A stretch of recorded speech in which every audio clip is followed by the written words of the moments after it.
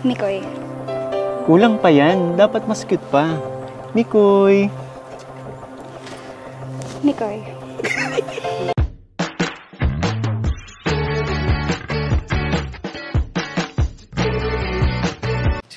Si Kuya Jens, ano yan, reactor natin yan.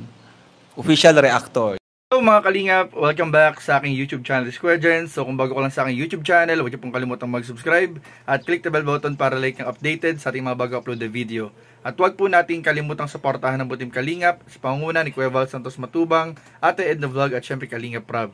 At pakisuportahan din po ang mga kasamahan sa Butim Kalingap. Nandiyan po ang K-Boys, Kalingap Partner, Kalingap Reactor at lahat po ng charity vlogger sa buong Pilipinas sa tumutulong sa mga kababayan natin na lahat may hirap. Suportahan po natin lahat, guys. Ay bibigyan po natin muli ng reaction video ang nakakakilig, nakakatuwa, nakaka-good vibes sa tambalang Mikris para po sa mga nag-aabang din ng part 8 ng kanilang tambalan ay muli muna nating balikan ang kanilang nakaraang episode sa part 7 kung saan mga kalingap nagkaroon nga po ng konting asar na may halong hiligan at kulitan kung saan makikita nga po natin na parang unti-unti na talagang nagkakaroon ng development ang tandem, ang musical tandem na Mikris. At dito nga mga kalingap ay meron din po tayong pag-uusapan mamaya na ginawa ni Kalingap Mikoy kagabi. So mamaya ibabahagi ko po yun sa inyo tungkol sa parting inatenda namin kagabi ay meron pong ginawa si Kalingap Mikoy na ikinagulat po namin. At abangan nyo rin po mamaya, may ibabahagi po ako sa inyo mga kalingap na meron po na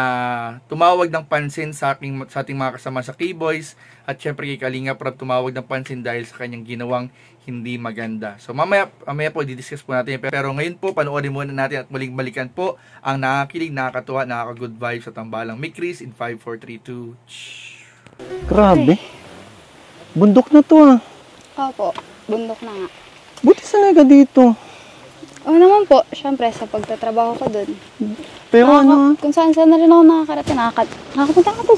So may pupunta dyan. ano ka ba? Ang bata-bata mo pa, huwag ka masyadong magagala dito. Delikado oh. Tsaka walang tao. Walang mga bahay. Alam mo, napakadelikado dito.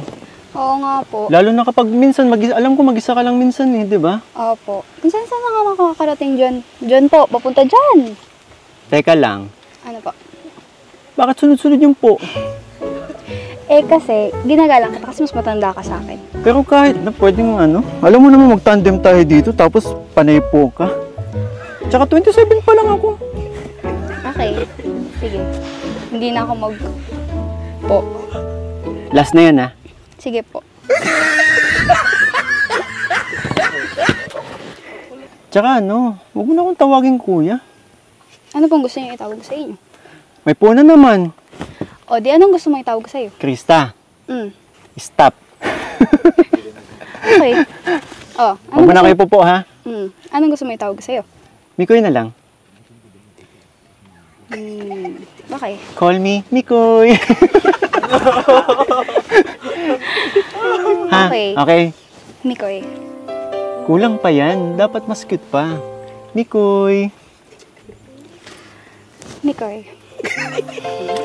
Dapat yung malambing. Sabi mo bata ka pa, 'di ba? Oh. Dapat yung malambing. Mikoy. Mikoy. Basta yun na yun. Malay mo. Pag nasanay ako kasi pero, sanay pa rin po ako. Sanay pa rin ako na tawagin ka na kuya. Wag na. Last na yun kanina. Last na to. Okay. Okay? Hindi mo na ako tatawagin ha. Promise. Siguro.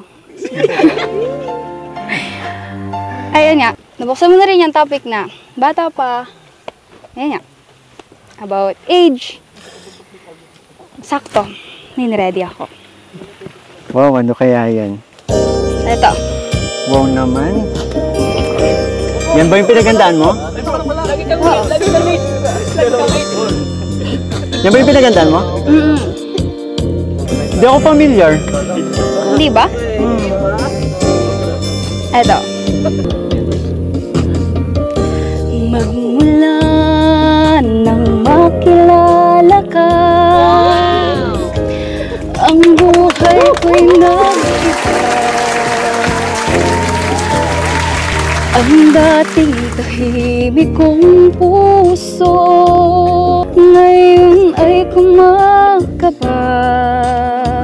Ang sabi ng iba, iwasan daw kita, pagkat ako ay bata pa. Wala pa raw akong alam sa pag-ibig. Ang nadarama ko ay lilipas din, kahit bata pa ako.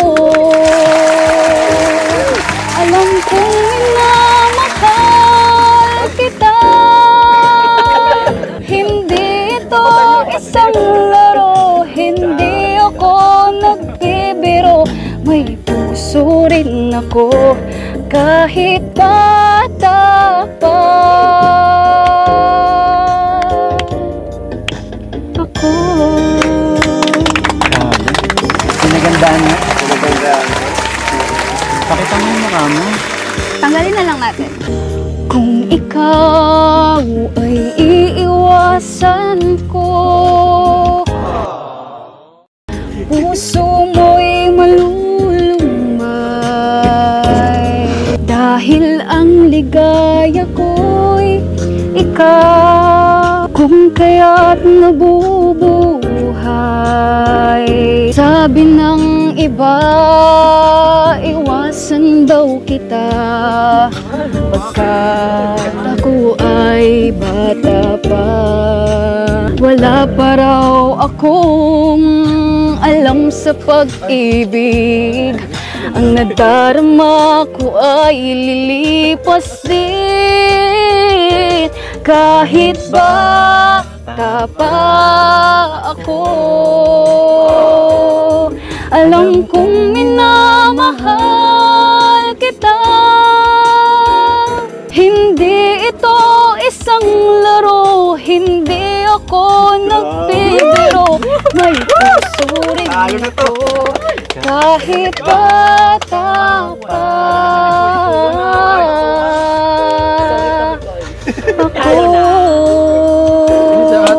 Pinagandaan na. Oh, ano yung sinabi ko sa'yo kanina? So ayun mga kalingap, grabe, sino nga ba naman ang hindi mahuhook sa tambalang Mikris, kung saan po talagang napakagaling po nila mga kalingap. Tulad nga rin ng sinabi ng ating mga kasamahan sa K-Boys, ng ating mga kasamahan sa Team Kalingap, ay talagang napakagaling po ng tambalang Mikris, dahil nga po kitang-kita naman po natin yung kanilang husay sa pagpapalitan ng mga salita, ng mga eksena, at grabe po yung musical tandem po nila ang talagang nagdadala rin sa kanilang bawat episode. At dito nga po mga kalinga, makikita po natin na parang unti-unti na rin nagde-develop at nagkakaroon nga ng unti-unting mas lalong lumalakas yung spark at chemistry ng dalawa, na parang hindi malayong mangyari na darating ang panahon ay made-develop din sila sa isa't isa. Pero enjoyin muna natin yung moment mga kalingap ng kanilang bawat episode. Huwag muna natin ding madaliin at pangunahan yung mga mangyayari. Pero ang maganda po dyan, patuloy po sila nagbibigay ng good vibes, maraming nalilibang, maraming natutuwa, maraming kinikilig sa musical tandem ng Mikris. At kaugnay nga po rito mga kalingap, tulad ng sinabi ko kanina, ay magbibigay po tayo ng isang pasabog. Ano din yung pasabog? Parang yung nangyari kagabi, na inatim na naming party po kagabi, ay meron pong ginawa si Kalingap Mikoy na nakakagulat or ginulat po kaming lahat. Ito po mga Kalingap, panoorin nyo po ito. Ay, tinay nyo po ito mga Kalingap.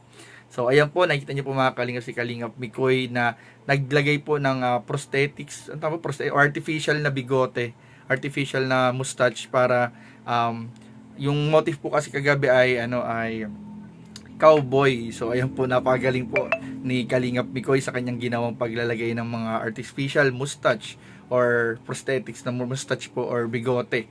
Ayan po mga Kalingap. At ayun nga mga Kalingap, sa mga tanong po kung bakit daw hindi nakapunta kagabi si Krista, ay medyo may kalayuan po yung bahay po nila Krista, at siguro meron din po mga ginagawa mga Kalingap. So, unawain na lang po natin.